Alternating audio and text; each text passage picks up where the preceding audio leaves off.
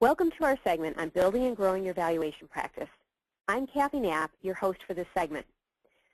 Today, we'll give you a technology tip to help you more effectively manage your practice, and then we'll continue our interview with Mel Abraham and Rod Burkert, two people who have been very successful in building robust valuation practices. If you haven't heard of freeconferencecall.com, it's a great tool to help you be more efficient in your practice. Freeconferencecall.com gives you unlimited free conference calls. Each call can be up to 6 hours long. You have 24/7 availability and no reservations are required. To sign up, all you have to do is provide your name and email address, and you'll immediately get a dedicated dial-in number and access codes. It's a regular long-distance call for you as the host and for your participants, but in this day and age of cell phones and unlimited long-distance calling, not having an 800 number generally isn't an issue. Although if you want to use an 800 number, you can do that for a fee, and you'll find that information on the freeconferencecall.com website as well. For most of us, the limit of 96 callers per conference call is more than sufficient, and you do have mute and unmute capability for your callers. You can even record your conference calls for free if you choose to. Freeconferencecall.com is a free and easy way to make your smaller practice look like a larger business.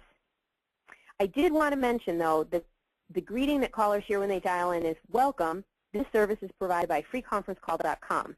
It states it only once, and it doesn't bother me at all, but if it would bother you, you may want to look at other alternatives. I'd like to welcome back Rod Burkert and Mel Abraham. Both Rod and Mel have built successful practices which they have consciously evolved to fit their interests and lifestyles. Rod has had a traveling practice for the past couple of years and is currently in the Midwest. Mel is based in California. Rod and Mel, thank you for joining us again today. Thank you, Kathy. Thanks for having us. Mel, when we talked last month, you said you thought the most important thing in marketing your practice was positioning. Can you elaborate on that? How can I position myself? What are the marketing tidbits I can take from that? And what can I do to make it clear that I'm differentiated from the rest of the professionals in that niche area? I know I need to position myself. How do I do that? Well, there's a whole host of tools and things that can be used to do that. And by and large, I think every single one of us in this business needs to be out speaking. And, you know, when it comes down to the work that we're doing, we truly are in a communication business. That's what we do. We communicate for a living, whether it's in a report or it's on a stand or it's in a boardroom, we communicate. And so the more effective our communications are, the more effective we can get our point across, the more effective we are with that, the more successful we will be. And one of the greatest ways to develop that is to be out and speak. And it puts you out at that cutting edge and the leading edge because it forces you to be on top of the game. And people will see you as soon as you're up on the platform, they see you as an expert. They see you differently than those that are sitting in the audience.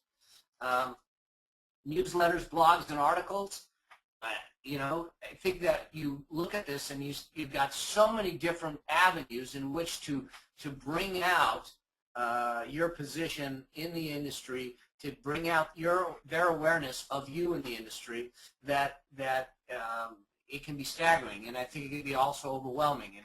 And so the key is to really do this one step at a time, implementing one strategy at a time, layering it on until you have multiple strategies working at the same time. What happens is the business starts to create momentum and continue to grow at a very rich pace. You know, I don't do the kind of marketing that I once did because I don't need to, but I keep the momentum going by continually using some of these strategies on a regular basis. Now, so let me just take you through some of these really quickly. Video blogs, I think every single one of us need to learn how to do video. And if it's something that someone is uncomfortable with, then it's something we need to get comfortable with because to me, video is the wave of the future. If we're talking about connecting with an audience, you know, the easiest way to connect is for them to really get a chance to see what you're about, see your passion, see your ability to communicate. And if they can't do that in a live setting, the next best thing is a video setting. And with Google now owning YouTube, you have the ability to actually take a video, upload the video, educational video, so you're becoming a resource, and take that video and transcribe it. And when you transcribe it and upload the transcription, it becomes searchable under Google. And so if you use your video properly, you can create a substantial amount of presence in the search engines by using keywords in what you talk about. Providing CLE, CPE, and MCLE to organizations. Create an educational program, get it certified for CLE credit, and go deliver it to the law firms, and you've got a captive audience. Postcards. We use postcards on a regular basis. They're cheaper to mail. They're easier. It's a real succinct, quick, note. Fact of the matter is that we want to communicate. We try to communicate with our referral sources on different modalities each and every month. So they're not going to just get postcards every month. They may get a postcard one month. They may get an article, a newsletter the next month. So we kind of keep them off guard, and they go, oh, it's a new something from mail. Press releases. Anytime something happens in your practice, anytime something great happens, you get a designation, you're going to do a presentation, I think we ought to do a press release. The internet, everything on the internet from a searchability standpoint really is it's a sweepstakes. So the more entries you have in, the more chances to win. Building a list, which is really the foundation of your communication, building a list using your website to capture the leads, provide value, and to be able to communicate on a regular basis. Social networking, and I know that Rod is going to spend some time dealing with that.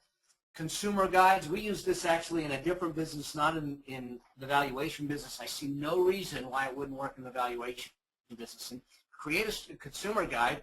Say you're in the family law realm, you can create a consumer guide that is, the 10 things to watch out for when hiring a valuation expert to help you in a divorce. The five nightmares of, and you give tips, and you create a consumer guide, and you give it to your referral sources, the attorneys, so they can give it out to the clients that are coming in saying, we need a valuation person. How do I pick them? Well, here's a consumer guide that'll help you understand what to look for in a valuation person. And then education, marketing, campaigning, and the keyword in this is campaigning. Marketing is really kind of, promotion is really kind of a one-off kind of thing, but campaigning is systematic. It's persistent. It's continually communicating with your audience, so you're connecting with them to keep them engaged, to get the frequency of buying up and the loyalty up. So I think I threw a lot in there. So you did. That was really, really a lot of great information, Mel. Thank you very much. And you bring up in here social networking. And Rod, I know you have a lot of information for us on what forms of social media are the most important for getting known in the marketplace. But social media basically allows you to connect with 3 different potential buckets of people: your fellow professionals, your clients and potential clients, and last, your referral sources and potential referral sources.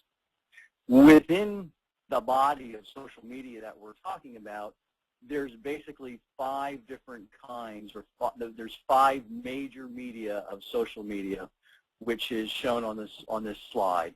And the first one is Facebook, the second one is Twitter, the third one is Google+, the fourth one is blogging, and the 5th one is LinkedIn. And you'll note on this slide that there is an arrow that I've noted for Google+ to have a lot of leapfrog potential to jump over, where I've placed it now, and become the platform for people trying to connect with professionals, clients, and referral sources in social media.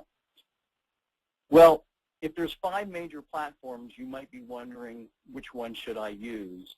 And again, the consultant's answer is, it depends on. What does it depend on? Your comfort level with each platform. They all work a little bit differently. The amount of time that you have to invest.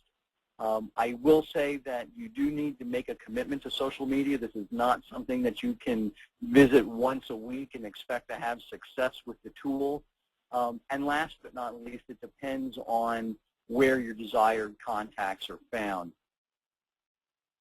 I wanted to quickly mention why I am liking Google Plus today, and it's basically for two major reasons. Number one, Google Plus is owned by Google. Google is still the #1 search engine in the world. So if you and your website are using Google Plus, the data gathered there will improve your search rankings and the findability of your information. So if you use Google Plus, you're likely to show up higher, if you will, on the search results when other people do a search on Google.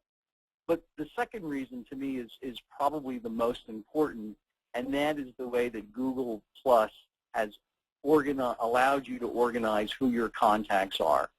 And in Google Plus, those contacts are called circles. And in Google Plus, what you now can do is organize your circles by whether a particular person is a business contact or a personal connection or a subject matter expert. You could put all your attorney connections within one circle. I think it's important to realize that connecting is now the new black. It's not what you know, and it's not who you know. It's who knows you, and somewhat related to that, how easily you can be found. And that's a great point. As the next slide shows, people might say, well, why should I use social media? And the important reason is that you can achieve far greater reach with much more dramatic results in a lot less time and a lot less cost. Why is this still important? Well, people do business with people that they know, that they like, that they trust, and that they remember and can find, and social media can now help with all of these. Being found is really important, and you can be found if you are on social media. Thank you, Rod. That was just terrific. You've given us a great background on the social media. Do you have any specific suggestions for us on using social media? I sure do, and that is, in general, the online, what I've labeled here in this slide is the online community, the social media community. They generally embrace people that are useful, that are authentic, that are altruistic, and by altruistic I mean trying to connect other people together, and also when other people have recommended you, for example, on using social media. That validation by third parties is really important. So it's not just enough for you to say, I'm really good at doing X.